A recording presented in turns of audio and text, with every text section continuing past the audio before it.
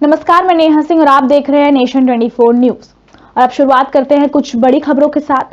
दिल्ली में हर साल की तरह इस बार भी गणतंत्र दिवस के एक दिन पहले दिल्ली के सीएम केजरीवाल ने ध्वजारोहण कर जनता को संबोधित किया। इस मौके पर सीएम केजरीवाल ने परेड की सलामी भी ली और फिर जनता को संबोधित भी किया। इस शुभ अवसर पर सीएम ने कहा कि जल्द ही दिल्ली से कोविड के प्रतिबंधों को हटाया जा सकता है। सीएम का कहना है कि बीते 10 दिनों के भीतर संक्रमण दर घटकर 20% पर आ गई है और ये इसलिए हुआ है क्योंकि दिल्ली में लगातार टीकाकरण हो रहा है। इसके साथ ही सीएम ने यह भी कहा कि आज हम प्रण लेते हैं कि हर बच्चे को बाबा साहब अंबेडकर के सपनों की शिक्षा प्रदान करेंगे।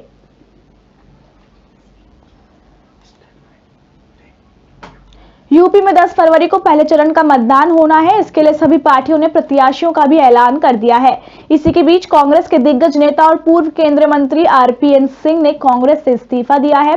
कांग्रेस से इस्तीफा देने के बाद आरपीएन सिंह ने ट्विटर पर कहा कि आज जब पूरा राष्ट्र गणतंत्र दिवस का उत्सव मना रहा है, मैं अपने राजनीतिक जीवन में नया अध्याय आरंभ कर रहा हूं। आपको बता दें कि आरपीएन सिंह बीजेपी में शामिल हो चुके हैं। उन्होंने अपने ट्विटर प्रोफाइल से कांग्रेस का नाम और उससे जुड़े पदों को भी हटा दिया है।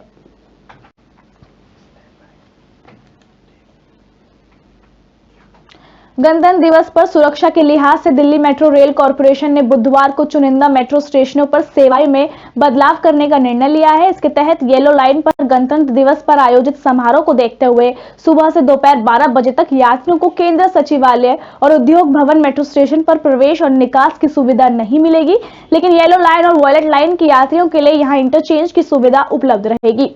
29 जनवरी को बीटिंग रिट्रीट समारोह के मौके के दिन भी केंद्रीय सचिवालय और उद्योग भवन मेट्रो स्टेशन पर मेट्रो सेवाएं दोपहर 2 बजे से शाम 6:30 बजे तक मेट्रो सेवाएं उपलब्ध नहीं रहेंगी।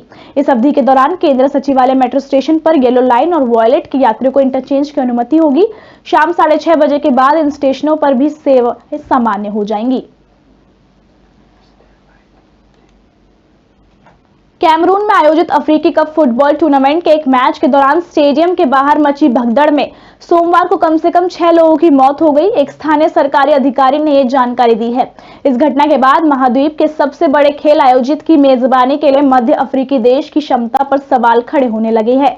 कैमरून के मध्य क्षेत्र के गवर्नर नौसेरी पॉल बिया ने यह कहा कि लोगों की मौत होने की आशंका है। उन्होंने कहा, हम अभी आपके हताहतों की कुल संख्या बताने की स्थिति में नहीं है। यूपी चुनाव की घोषणा के बाद बीएसपी की राष्ट्रीय अध्यक्ष मायावती अपने चुनाव प्रचार का आगाज करने जा रही हैं। आपको बता दें कि मायावती 2 फरवरी को आगरा से पहली जनसभा करेंगी। पार्टी के राष्ट्रीय महासचिव और राज्यसभा सांसद सतीश चंद्र मिश्रा ने बताया कि बसपा की राष्ट्रीय अध्यक्ष मायावती 2 फरवरी को आगरा में कोविड नियमों का पालन करते हुए जनसभा को संबोधित करेंगी।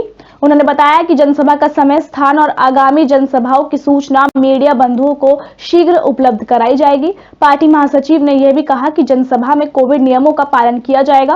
उन्होंने कहा कि जनसभा का समय और स्थान और आगामी जनसभाओं की सूचना मीडिया बंधुओं को शीघ्र उपलब्ध कराई जाएगी। मध्य प्रदेश में अमेजन ऑनलाइन कारोबार करने वाली कंपनी के मालिक और प्रबंधन से जुड़े लोगों पर मामला दर्ज किया जाएगा। कंपनी पर आरोप है कि उसने जूते तक की बिक्री के लिए राष्ट्रीय ध्वज का उपयोग किया है। राज्य के गृह मंत्री डॉक्टर नरोत्तम मिश्रा ने संवाददाताओं से चर्चा के दौरान एक सवाल के जवाब में कहा है कि अमेजन ऑनलाइन प्लेटफॉर्म द्वारा अपने उत्पाद की बिक्री के लिए राष्ट्रीय ध्वज के इस्तेमाल का मामला मेरे संज्ञान में आया है। ये असहनीय है कि जूते तक पर इसका उपयोग किया गया है।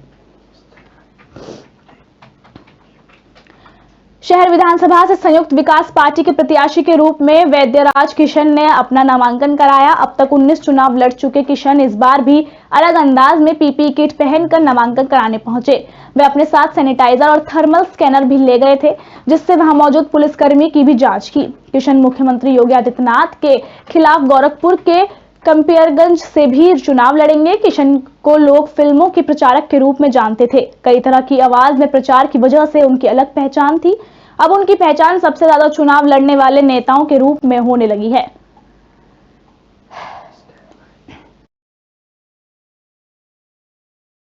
सपा के कुंदरकी विधानसभा क्षेत्र से विधायक हाजी रिजवान का पार्टी ने इस बार टिकट काट दिया था। इससे विधायक रिजवान नाराज हो गए थे। टिकट कटने के बाद भी उन्होंने यूपी विधानसभा चुनाव 2022 लड़ने का ऐलान किया था, लेकिन किस पार्टी से इसके बारे में नहीं बताया। इसके बाद समाजवादी पार्टी ने उन्हें 6 साल के लिए निष्कासित कर दिया था। उधर विधायक ने खुद भी पार्टी को इस्तीफा भेज दिया था। इसके बाद से उनके बसपा में जाने की चर्चा थी। मंगलवार को उन्होंने बसपा की सदस्यता ग्रहण कर ली और मायावती ने उन्हें कुंदरकी विधानसभा सीट से ही उम्मीदवार भी घोषित कर दिया। इससे पहले बसपा ने इस सीट पर अपना उम्मीदवार घोषित कर दिया था। अब उसे बदलकर हाजी रिजवान को प्रत्याशी घोषित कर दिया गया है।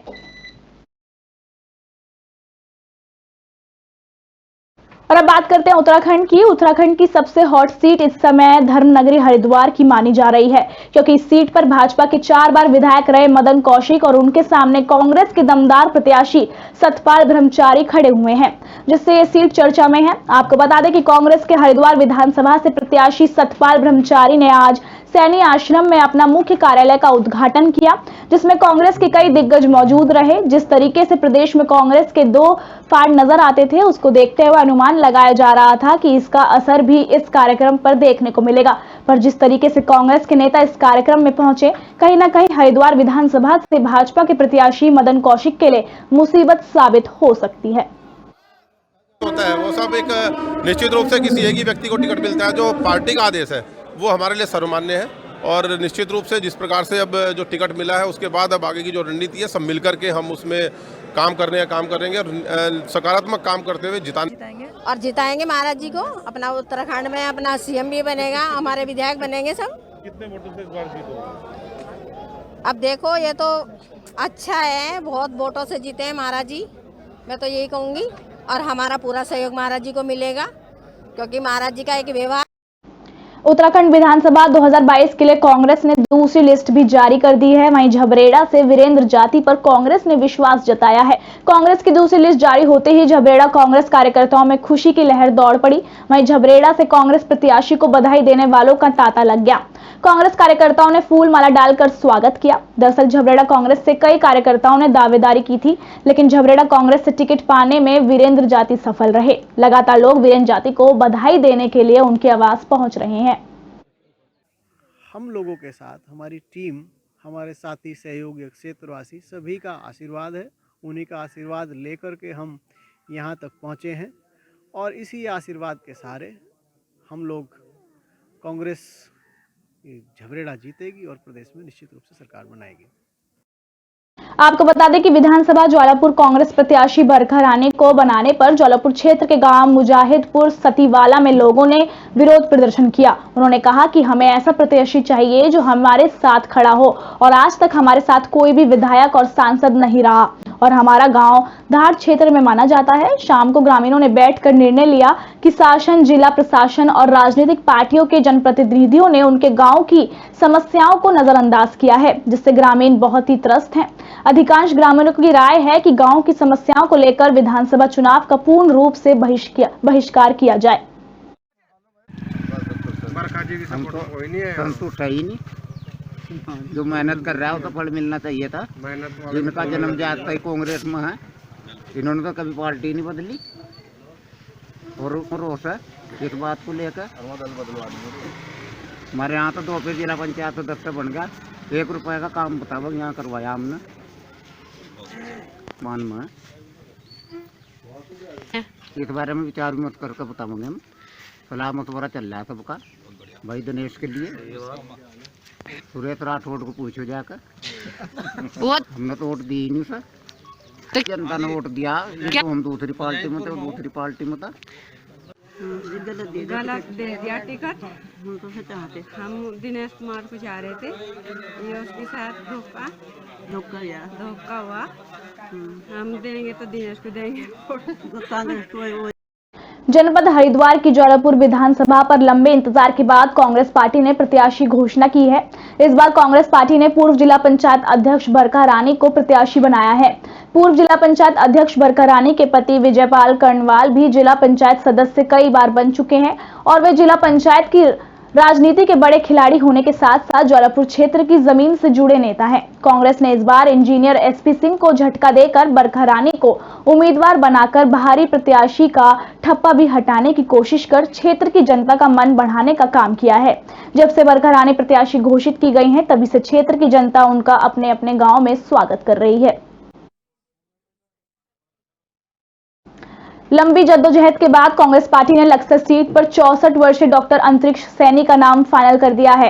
इस सीट पर पैरव कैबिनेट मंत्री साहब सिंह सैनी, कांग्रेस सेवा दल के प्रदेश अध्यक्ष राजेश रस्तोगी और विधायक तस्लीम अहमद, वरिष्ठ नेता कुशलपाल सैनी, प्रदेश सचिव संजय सैनी और डॉक्टर अंतरिक्ष सैनी सहित आधा दर्जन से अधिक नेताओं द्वारा पार्टी की टिकट की मांग की जा रही थी। नेताओं की लाइन लंबी होने की वजह से टिकट को लेकर लगातार घमासान चल रहा था, लेकिन इस पूरी लड़ाई में डॉक्टर अंतरिक्ष ने आखिर बाजी मार ली। इस सीट पर सैनी समाज की वोट निर्णायक स्थिति में होनी और चुनाव लड़ने की बारीकी जानना डॉक्टर अंतरिक्ष सैनी के टिकट होने का आधार बना है।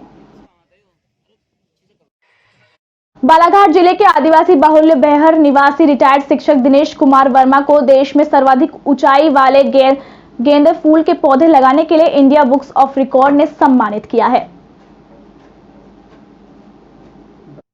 पिछले 50 वर्षों से यहाँ पर बैहर में हैं।